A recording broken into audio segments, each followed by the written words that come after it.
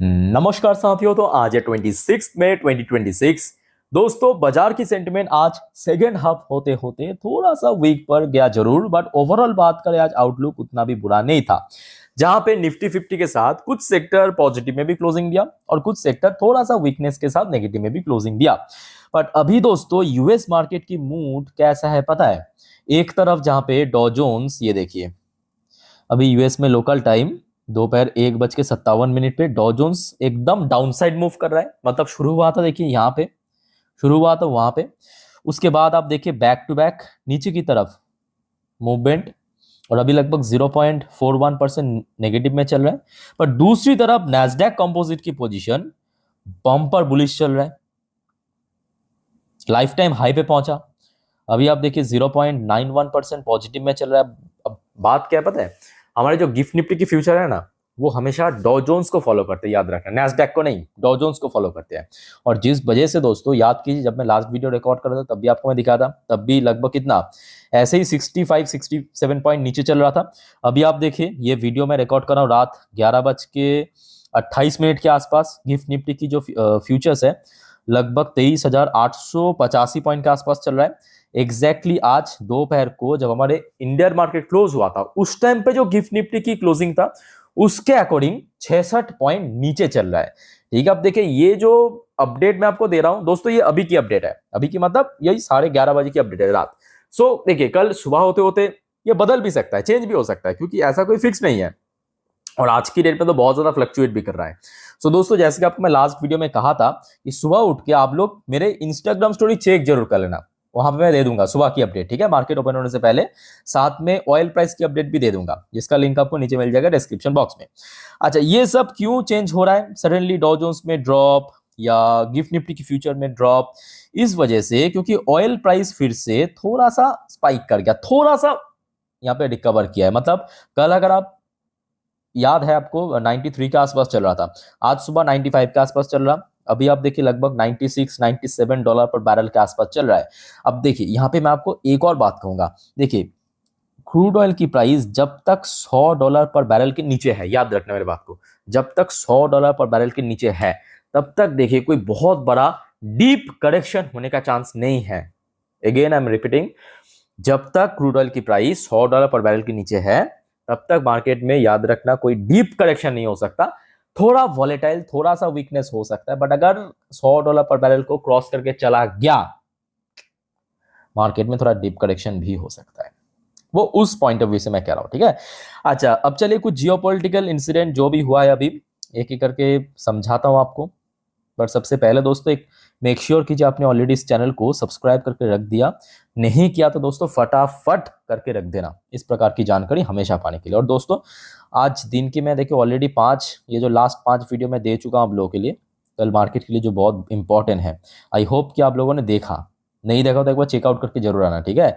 और खास करके मैं कहूँगा ये जो आखिरी 2 वीडियो है, आखिरी 2 वीडियो यहाँ पे एक सरकारी कंपनी की ओएफएस भी लॉन्च हुआ है, साथ में ओएनजीसी, आईआरसीटीसी सब की रिजल्ट रिव्यू किया।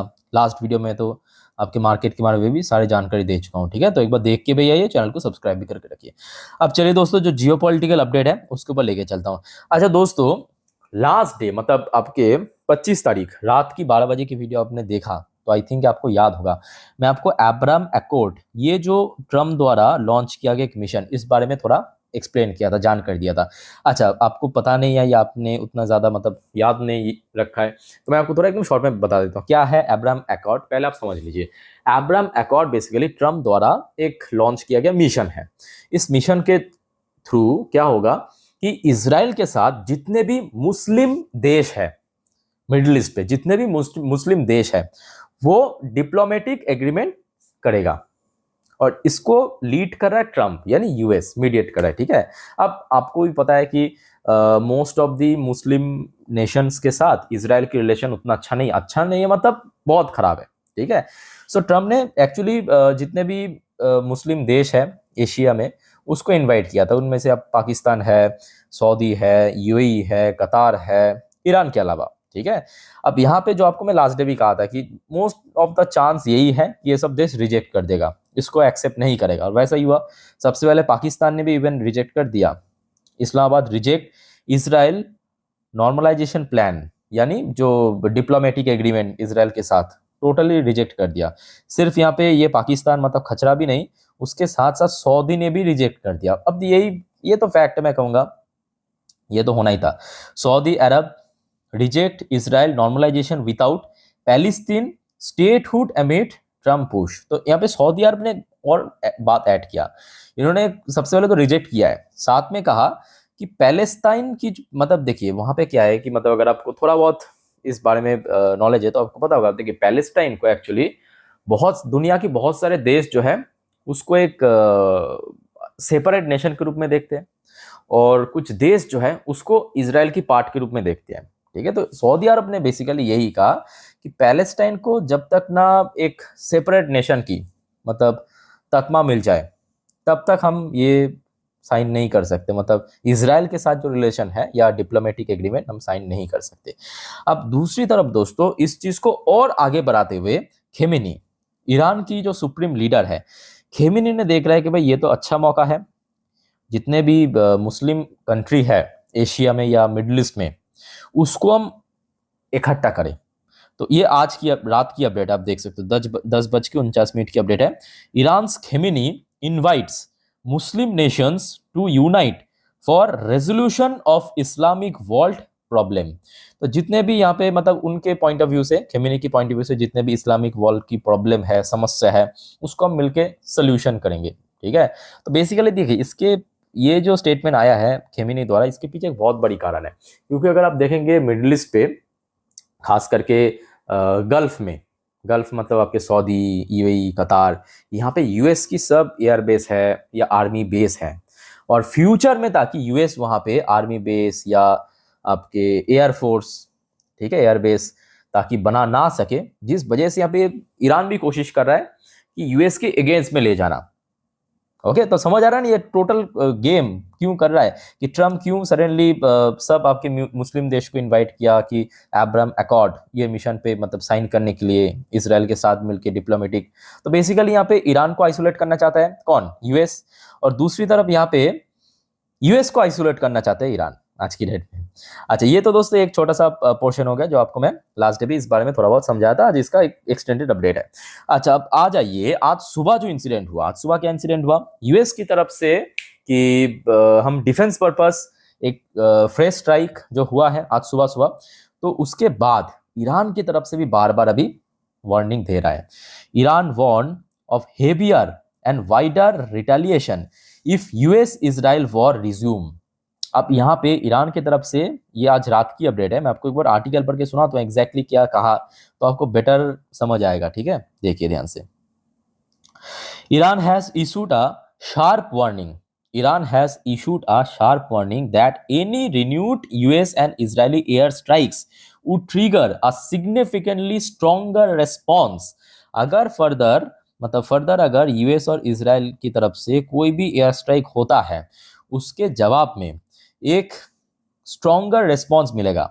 With its military saying retaliation would extend beyond the region if hostile resume, the remark were made by a senior spoken person for Iran Armed Force according to the semi-official for news agency की तरफ से कहा गया। ठीक है, अब दोस्तों यहाँ पे मेन मुद्दा क्या है कि देखिए आज सुबह यूएस की जो एक फ्रेश स्ट्राइक करने से, भले ही वो बहुत बड़ा स्ट्राइक ना हो, एक छोटा सा स्ट्राइक किया है, आपके बेसिकली टारगेट किया गया था ईरान की जो मिसाइल लॉन्चिंग बेस या कुछ बोट्स था स्टेट ऑफ हॉर्मुज पे, उसके ऊपर, जिस वजह से सुबह हमने देखा था सबसे पहली बात ऑयल प्राइस थोड़ा स्पाइक किया था।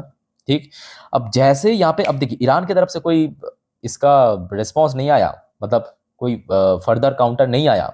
ओके, अब ईरान जब तक ना मैं कहूँगा यूएस के ऊपर काउंटर करे तब तक चलो ठीक है, बट ईरान अगर यहाँ पे काउंटर कर गया तो फिर से ये वॉर शुरू हो जाएगा एकदम मार्च जैसे, और वॉर शुरू हो जाएगा मतलब फिर से ऑयल प्राइस जो आज आपको $100 पर बैरल के नीचे बहुत ही मतलब मेहनत के साथ आया है, कष्ट करके आया है, वो एकदम से स्पाइक कर जाएगा वही पुराने लेवल 110 112 जो लगभग एक हफ्ता 2 हफ्ता पहले भी चल रहा था। वो कहीं ना कहीं मार्केट के लिए काफी घातक साबित हो सकता है। ठीक है, पर दोस्तों ये भी मैं साथ में कहूंगा कि आज सुबह जो हो गया, उसके बाद से लेके अभी तक उससे बाद से लेकर अभी तक कोई बहुत ऐसे मतलब नेगेटिव अपडेट नहीं आया जो कि बाजार के फेवर में ना हो या बाजार को गिरा सकता है। बट अभी मैं कहूंगा थोड़ा सा अनसर्टेन माहौल तो है। ओके, तो ये दोस्तों आपके मिडिल ईस्ट के ऊपर अपडेट। अब आ जाइए भारत के ऊपर कुछ अपडेट है। भारत मतलब यहाँ पे हमारे जो घरेलू मुद्दा, तो एक्चुअली क्या हुआ मैं आपको थोड़ा पढ़ के सुनाता हूँ। मतलब पहले आपको स्टोरी बताता हूँ, उसके बाद आप कनेक्ट कर पाएंगे। रिसेंटली चाइना, मतलब जो ये पाकिस्तान की जो प्राइम मिनिस्टर शहबाज शरीफ, ये चाइना की विजिट में गए थे। ठीक है, चाइना और पाकिस्तान मिलके बेसिकली जम्मू एंड कश्मीर की जो इशू है इसको रेस किया और कहा कि इसको हम इंटरनेशनली मतलब सॉल्व करेंगे, इंटरनेशनल लेके जाएंगे और सब देश मिलके बांट के यहाँ पे सॉल्व होगा। तो इस चीज को ही पॉइंट आउट करते हुए भारत की तरफ से जो स्पोकन पर्सन, इन्होंने एकदम ही रिजेक्ट कर दिया। कहा कि India reject China Pakistan remark on JNK, Jammu and Kashmir के ऊपर जो टिप्पणी था उसको टोटली खारिज करता हूं। भारत की तरफ से आया, call Kashmir and Ladakh integral part of country, और ये भारत की इंटीग्रल पार्ट है और ये हमारा घरेलू मुद्दा है, ये कोई इंटरनेशनल इशू नहीं है। ठीक है, ये भारत की तरफ से आज करके टोटली रिजेक्ट कर दिया। चलो बहुत अच्छा, सही है। अच्छा, तो कुल मिला के मैं कहूंगा अभी देखिए मार्केट की व्यू से अभी थोड़ा सा तो वीकनेस दिख रहा है। अब देखना होगा कि कल सुबह कैसा रहता है। ठीक है, तो कल सुबह तो आपको मैं गिफ्ट निफ्टी का अपडेट दे दूंगा। और एक बार लास्ट देख लीजिए यहाँ पे, फिलहाल 11:34 की अपडेट है। गिफ्ट निफ्टी 23,889 पॉइंट पे चल रहा है, 65 पॉइंट नीचे। तो कहीं ना कहीं थोड़ा सा वीकनेसेस की सिग्नल है, बट अगर कल सुबह रिकवर कर गया तो बहुत सही रहेगा। ओके, सो दोस्तों, अच्छा एक बार डॉ जोन्स भी आपको मैं दिखा देता हूँ, जस्ट अ मिनट। डॉ जोन्स का पोजीशन फिलहाल 0.40% नीचे और नैस्डैक कंपोजिट 0.94% ऊपर। नैस्डैक मतलब नैस्डैक ठीक ठाक चल रहा है, बट डॉ जोन्स में थोड़ा वीकनेस था। ओके, बाकी दोस्तों और कोई आपका कंफ्यूजन डाउट फाउट है कमेंट करके पूछिए। वीडियो अच्छी लगे तो लाइक जरूर करना, चैनल को सब्सक्राइब करके रखना और सुबह देख लेना जरूर। ठीक है, मेरे इंस्टाग्राम स्टोरी में लिंक आपको नीचे मिल जाएगा। So take care, bye bye, Jai Hind.